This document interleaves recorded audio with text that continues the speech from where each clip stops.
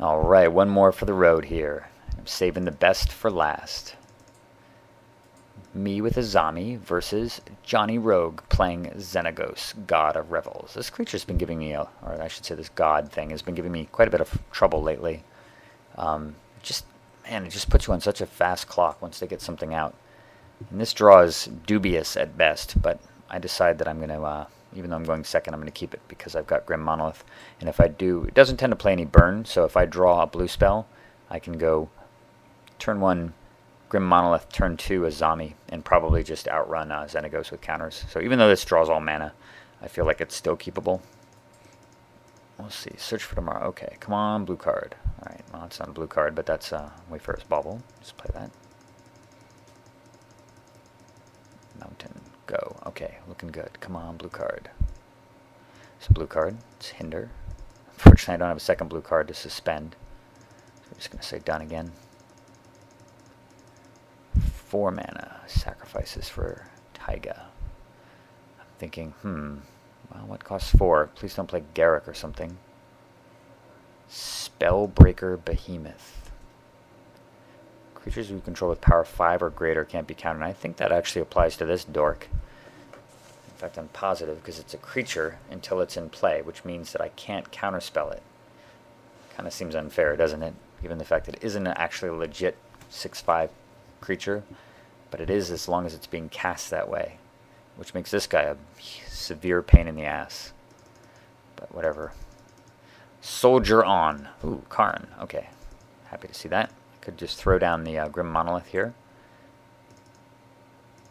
But I decide, yeah, so I had the option of going Karn into Grim Monolith. Or I should say, just casting the Grim Monolith. And, let's see, actually, did I ever play a land? Yeah, I guess I did. But that gives me the, yeah, I guess, and sit on Hinder. And then plan to cast Karn next turn. But the thing is, I know I can't counter the Xenegos. It doesn't really deal with this guy. I don't know. It's not really that good of a plan, honestly. I decide that I'm just going to put out Azami. Because I can soak up some damage, and I can play the Karn the next turn if I need to. Because I can go land Monolith Karn. I really just want to draw some extra cards here. And Hinder's not doing crap anyway. Okay, so there's Xenegos. 10-10. Smash. Alright. Draw a card. Alright. An island does not help the situation. Chronologist is great, though. Putting him out. And I was thinking about leveling this up, and I decided I was just going to tap Azami, and sure enough, Fact or Fiction showed up. So if I had spent mana to increase Lighthouse Chronologist's ability here, I would have felt pretty stupid. But things are going to get really scary here really quick. Deus of Calamity. Uncounterable. Oh my god. Alright. Well, for what it's worth, Fact or Fiction. More mana. Vault. Medallion. Teleria West. Pierce and Shackles. Okay, Shackles is excellent. No question about that. But one of the other things that's horrid about the Deus is that it's going to turn Xenegos on as well. Taking a severe amount of damage here very quickly. So Xenegos triggers, making Deus of Calamity a 12/12 trample. And I am getting mashed. Look at that. My god. What is that? 23 damage? Insane. Down to 6. And he kills in land also. So, is this a winnable game from this position? Don't really know. Well, let's play the Shackles. And pray that my opponent doesn't have another 6 mana guy, or a 6, I guess 5 power creature next turn. During upkeep he casts Worldly Tutor. I guess that means he is getting something. Thrun. It's kind of a weird choice, actually. I mean, wouldn't you rather have, like, Rumbling Slum or something? I don't know. But I can counter it anyway. That's fine. Have your Thrun. I don't care. I'm in a very stable position here. So he gives another big boost to the Deus. I can steal the Behemoth. So even though this thing is a 12/12, fortunately the ability is not whenever it deals damage. It's when it deals 6 or more. So I've got 5, and I've got 3 here, which soaks up 8, which means I only take 4 from this thing. Just 4. Alright, we're just going to have to do the desperation blocks. After blocking, draw a card. Draw another card. Fortunately, because of trample, he has to kill both guys, which is extremely important as well. Not really getting any help here, though. Oh my god, I'm at 2. Not a good situation at all. Okay, island. That is key here. So think about this for a while, and I realize that I have plenty of mana to just do what I need to do as soon as he untaps. Steal the Deus. Alright. Kills 2 birds with 1 stone effectively. I now have a blocker for Thrun, which is amazing. And Xenegos is deactivated as a creature. Of course, it can still use its ability on the stupid troll. He plays Devoted Druid, which is really weird. And when he played that thing on the Devoted Druid, I thought for a minute he might be giving it haste or something, but there wasn't really any point to that.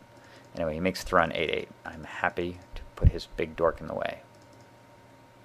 Untap. Thank you for casting a creature, good sir. I will borrow that as a blocker. Alright. He didn't play land last turn, which means we are going to Teleria West into a wasteland. Kill 1 land and drop him to 4. So even if he's got crazy Thrun in play and I'm at 2, and he's got the Xenegos in play, at least I can prevent him from casting more guys, or at least hope to.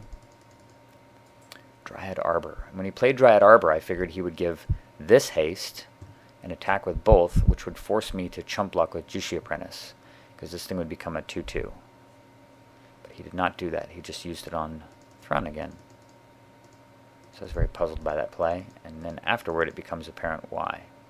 Well, I guess it didn't matter. He could have just done that anyway. I know, kind of weird. Natural Order. No, sir. That's what they made Remand for. Alright.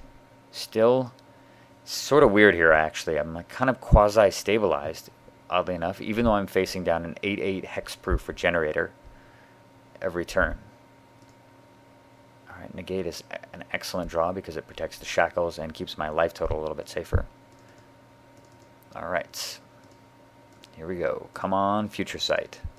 It's time to do your thing. Actually, that's right. I don't go for Future Sight yet. I'm going to turn off his ability to get hasty against me since I don't have any real counters. So we're going to do this first.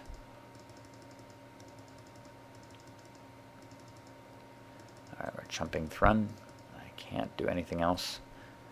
I really wish I could have drawn a card there, but of course I can't just I can't tap out at 2 life and turn off my negate. Martyr of Frost. Yes, little man. Oh, he removes a pan-glacial word from the game when I put out Karn, or when I use Karn on him. Alright, Future Sight. Treachery. Awesome, perfect card to draw against the Rampaging Thrun. So that means we're just going to play this little dork and say done. Maybe he'll be friendly enough to cast another creature that I can steal. That'd be awesome. Alright, Explore. That's totally fine. Sack a land. Chump. And he says done. And I decide I really, really need the Grim Monolith untapped in order to use Future Sight. So even if it means that he has some burn spell and I'm lowering my defenses here, I figure I need to take the risk. So I untap the thing and I'm rewarded for it, which is awesome. Alright, Mind Stone. Can certainly play that. Another creature arrives, which is beautiful. I'm going to remove a land. So we dropped him down to just 1 red mana source. Play the Halimar Depths, which has amazing synergy, of course, with Future Sight. Unfortunately, there's nothing else to play on top of my deck. So I'll just put Muddle up there. But I can put out Azami. Now we have 2 chump blockers. And his options are thinning rapidly because of my land destruction. Thrun coming in. We're chumping again. Draw a card first. He says done. Wait, did I not draw a card there? Oh, no, I did. Okay. I drew the Muddle at the end of the turn and just went through it quickly. Okay. So eat that up. And I think I decide that instead of playing the Ancient Tomb off the top of my deck, I'd rather fabricate. Because I have a very specific plan. There's one key card in here right now that saves the day, and that's it right there. Sword of Feast and Famine. As soon as he sees me tutor for it, he says, GG, not much I can do without land. Nice Cumnack. An awesome Cumnack indeed. So, from an unbelievable position where my opponent has 3 huge creatures in play, including a Thrun, and I'm at 2 life, and one of his guys is a potentially 12/12 Trampler, I'm able to pull my feet out of the fire, and off the back of Future Sight and some fortuitous draws of creatures, I'm able to pull this game out and win and earn the concession. Spectacular finish. These are the kind of games you live for when you play EDH. Hope you guys enjoyed that one. I definitely enjoyed playing it. I really can't believe I won. See you very soon.